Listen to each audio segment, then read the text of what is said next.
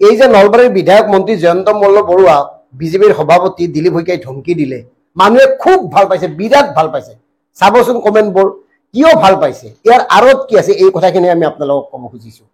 ইয়াত মজাৰ কথা দুটামান আছে।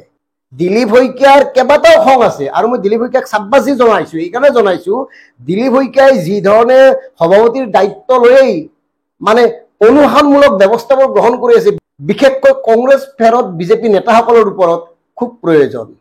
কাৰণ চাওক, এই যে মিণ্টু তামুলী, তেওঁ প্ৰাক্তন কংগ্ৰেছী, মানে জয়ন্ত মল্ল বৰুৱাই প্ৰাক্তন কংগ্ৰেছীখিনিক নলবাৰীত উঠি ৰজা বহি ৰজা হোৱাৰ সুযোগ দিছে, আৰু তেওঁলোকৰ হতুৱাই চব কৰে, ঠিকা ঠুকুৰি চব কাম। মিণ্টু তামুলী নামৰ মানুহজন প্ৰাক্তন কংগ্ৰেছী হোৱাৰ ওপৰতে এগৰাকী চৰকাৰী চাকৰিয়াল। গতিকে দিলীপ শইকীয়া ডাঙৰীয়া, আপোনাৰ সততাৰ প্ৰতি তেতিয়াই মানুহৰ বিশ্বাস জন্মিব যদিহে মিণ্টু তামুলীৰ বিৰুদ্ধে তাৎক্ষণিকভাৱে ব্যৱস্থা গ্ৰহণ কৰাৰ নিৰ্দেশ দিব পাৰে। কাৰণ চাকৰিয়াল এজনে যদি এই ধৰণে ৰাজনীতি কৰি থাকিব পাৰে, সক্ৰিয় ৰাজনীতি, তাৰপিছত তেওঁ সৰ্বশিক্ষাৰ আন এটা আৰু এটা গুৰুত্বপূৰ্ণ কথাটো হ'ল, কেইদিনমান পূৰ্বে টেবলেট বিতৰণ কাৰ্যসূচীত ছাত্ৰ ছাত্ৰীসকলক জয়ন্ত মল্ল বৰুৱাই শিক্ষকসকলক বিৰাট কৈছিল, কোনোবাই যদি শিক্ষা প্ৰদানৰ ক্ষেত্ৰত ইফাল সিফাল কৰে তেতিয়াহ'লে তেওঁলোক সাজু থাকক, চহৰ অঞ্চললৈ তেওঁলোকক বদলি কৰা হ'ব। পিছে মিণ্টু তামুলী তেওঁৰ দেখোন নিজৰ মানুহ, একদম খাচ মানুহ, মিণ্টু তামুলীয়ে সকলোবোৰ নিয়ন্ত্ৰণ কৰে। গতিকে মিণ্টু তামুলীৰ ওপৰত তাৎক্ষণিকভাৱে ব্যৱস্থা গ্ৰহণ কৰিব লাগে, তেতিয়াহে আমি আপোনালোকক ধন্যবাদ জনাম। আৰু মন কৰক, যিখিনি সময়ত জয়ন্ত মল্ল বৰুৱাক ধমকি দিছে, ডাইৰেক্ট কৈছে আপোনাৰ সমষ্টি,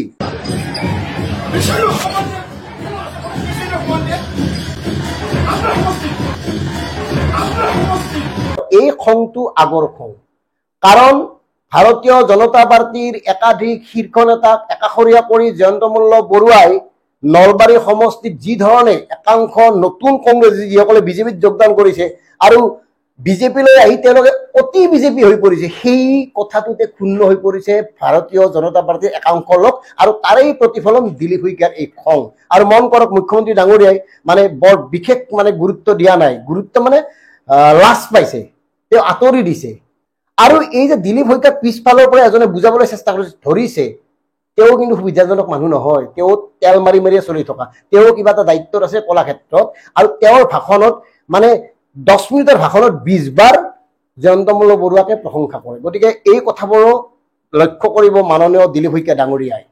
কাৰণ ভাৰতীয় জনতা পাৰ্টীত প্ৰাক্তন কংগ্ৰেছীসকলৰ আগ্ৰাসী এই যি পদক্ষেপ ভূমিকা, আৰু সেই সকলোবোৰেই ভাৰতীয় জনতা পাৰ্টীৰ অনুশাসন ভংগ কৰিছে। ভাৰতীয় জনতা পাৰ্টীৰ নীতি নিয়ম বা শৃংখলাত কেৰণ তেওঁলোকেই আনিছে। তেওঁলোক আগৰ এই চৰিত্ৰ আছেই, তেওঁলোকৰ এই চৰিত্ৰবোৰতো নাযায় মানুহৰ।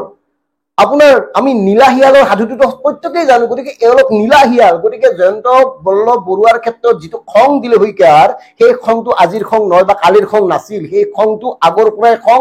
আৰু এই গোটেই কাৰবাৰবোৰ দিলীপ শইকীয়া ডাঙৰীয়াই খুব গুৰুত্বপূৰ্ণভাৱে, খুব মানে সূক্ষ্মভাৱে পৰ্যবেক্ষণ কৰি আছিল। কাৰণ এই জয়ন্ত মল্ল বৰুৱাই তেওঁ ৰাজেন গোহাঁইক বেয়াকে কৈছিল।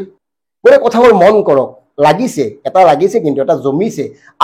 আৰু ইয়াত এটা অন্য কথা আমি যোগ দিব খুজিছো। ইয়াৰ কথাটো হ'ল, এই যে সাধাৰণ জনতাৰ মোহভংগ হৈছে বিজেপিৰ প্ৰতি, বিশেষকৈ প্ৰাক্তন কংগ্ৰেছীসকল যিসকলে বিজেপিলৈ আহি এতিয়া বৰ্বৰ লেকচাৰ দিয়ে, তেওঁলোকৰ প্ৰতি মানুহৰ খং। আৰু এই খংটোক নিৰাময় কৰাৰ কাৰণে বা এই খংটোক বেলেঞ্চ কৰি ৰখাৰ কাৰণে এইটো এটা এক ধৰণৰ দিলীপ শইকীয়াৰ পদক্ষেপ, কৌশল, ৰাজনৈতিক কৌশল, যিটো কৌশলৰ বাবে আজি দিলীপ শইকীয়াক মানে বিজেপিক কিবা কাৰণত খং কৰি থকা মানুহখিনিও ভাল পালে, বাকীখিনিতো ভাল পায়েই আছে। গতিকে এই যিটো বেলেঞ্চ, কূটনৈতিক কৌশল পঞ্চায়ত নিৰ্বাচনৰ আগে আগে, আৰু এইটোতে ৰাজনৈতিক পৰিপক্কতা ফুটি উঠিছে বৰ্তমানৰ সভাপতি দিলীপ শইকীয়া ডাঙৰীয়াৰ। গতিকে যিসকল কংগ্ৰেছীয়ে বৰ্তমান বিজেপিলৈ আহি উঠি ৰজা বহি ৰজা হৈ আছে, অতি বিজেপি দেখুৱাবলৈ গৈ আছে, তেওঁলোকৰ কাৰণে এইটো এটা ডাঙৰ লেচন, ডাঙৰ সতৰ্কবাণী দিলীপ শইকীয়াই জয়ন্ত মল্ল বৰুৱাৰ জৰিয়তে দি দিলে। গতিকে ইয়াত কোনো সন্দেহ নাই। জমনি কাৰবাৰটো হ'ল, যেতিয়া ধমকি দিছিল মানে জয়ন্ত মল্ল বৰুৱাই কাটি খাবলৈ চেষ্টা কৰিছিল, এনেকুৱা দেখুৱাইছিল যেন তেওঁক ধমকি দিয়া নাই, আচলতে তেওঁকেই ধমকি দিছিল। ভিডিঅ'টো ভালকে যদি শুনে গম পাব যে আপোনাৰ সমষ্টি বুলি তেওঁকেই পিছে পিছে গৈছিল, ৰঙা চকু দেখুৱাইছিল। বাকী মিণ্টু তামুলীক যি তেওঁ আনিছে সেই কথাটো আগৰ পৰাই জানে, কাৰণ মিণ্টু তামুলী কংগ্ৰেছী আছিল। গতিকে এই সকলোবোৰ কথা আমি বাদ দিলো। এতিয়া আহোঁ আমি ডিচি লৈ। নলবাৰীৰ ডিচি, আপুনি মিণ্টু তামুলীৰ বিৰুদ্ধে কিবা ব্যৱস্থা লোৱাৰ সাহস কৰিব পাৰিবনে, নে জয়ন্ত মল্ল বৰুৱাৰ খাচ মানুহ বাবেই বাদ দিব? কাৰণ চাওক, সৰ্বশিক্ষা এটা গুৰুত্বপূৰ্ণ বিভাগৰ এগৰাকী গুৰুত্বপূৰ্ণ বিষয়া হয়, তেওঁ বোলে অফিচকে নাযায়। অভিযোগ উত্থাপন কৰিছে, তেওঁ বোলে অফিচকে নাযায়। কিয় অফিচত যাব? মণ্ডলৰ সভাপতি, বা বিৰাট পাৱাৰ আছে, চব কৰিব পাৰে তেওঁ। গতিকে তেওঁৰ বিৰুদ্ধে তাৎক্ষণিক ব্যৱস্থা গ্ৰহণ কৰিবলৈ আপোনাৰ সাহস হ'বনে? গতিকে প্ৰিয় দৰ্শক, কথাবোৰ চিন্তা কৰক। সাধাৰণ মানুহ হলে দখা সেই আৰু এওঁলোকৰ কাৰণে দখা ফুচ একো নাই। মানে এওঁলোক চাৰিওফালৰ পৰা নিৰাপদ, এওঁলোকক কোনোৱে একো কৰিব নোৱাৰে, কাৰণ এওঁলোকৰ ওপৰত ৰজাৰ হাত আছে, আশীৰ্বাদৰ হাত। অৱশ্যে এটা কথা ঠিক, সকলোৰে পৰিণতি আছে আৰু সেই পৰিণতি এওঁলোকেও পাব, ফলাফল এওঁলোকেও পাব। ভাল কাম কৰিলে যেনেকৈ ভাল ফল পাব, গতিকে ফলটো চবেই পাব, কিন্তু সময়লৈ অপেক্ষা। ধন্যবাদ।